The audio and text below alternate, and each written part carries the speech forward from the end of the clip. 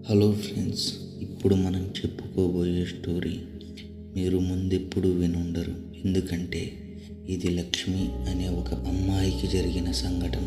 ఆ రోజు అమావాస్య. ఊరు మొత్తం నిశ్శబ్దంగా ఉంది. లక్ష్మి మాత్రం అద్దం ముందు నిలబడి తన పొడవాటి జుట్టును దువ్వుకుంటూ ఉంది.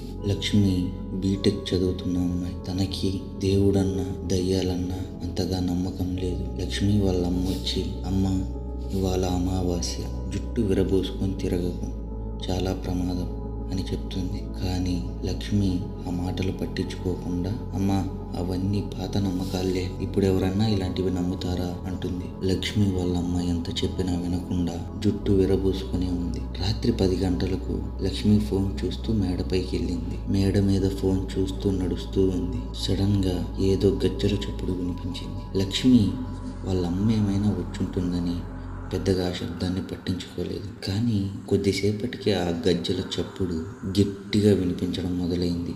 లక్ష్మి తలెత్తి చుట్టుపక్కల చూసింది. అమ్మా, ఇక్కడే ఉన్నావా అంది. కానీ అక్కడ ఎటువంటి సమాధానం లేదు. లక్ష్మి ఒక్కసారి భయపడి, అమ్మా నువ్వేనా అది అంటుంది. లక్ష్మి ఎదురుగా సడన్ గా ఒక ఆకారం ప్రత్యక్షమవుతుంది. తెల్ల చీర కట్టుకొని, జుట్టు మొత్తం విరబూసుకొని తననే చూస్తూ తన ఎదురుగా నిలబడుతుంది. ఉన్నట్టుండి లక్ష్మి కళ్ళు మారిపోతాయి. వాళ్ళ అమ్మ వచ్చి చూసేసరికి లక్ష్మి కళ్ళల్లో ఏదో మార్పు. వాళ్ళ అమ్మ లక్ష్మిని చూసి ఏడుస్తుంది. కొద్దిసేపటికి లక్ష్మి బాగవుతుంది. ఆ రోజే లక్ష్మికి తెలుస్తుంది తనకి తెలియని విషయాలు చాలా ఉన్నాయని. ఆ రోజు నుంచి అమావాస్య రోజు జుట్టు విరబోసుకోవడం మానేస్తుంది. సో ఫ్రెండ్స్, ఇది ఇవాల్టి స్టోరీ. మీకు కూడా ఇలాంటి హర్రర్ ఎక్స్పీరియన్స్ ఉంటే కామెంట్ చేయండి.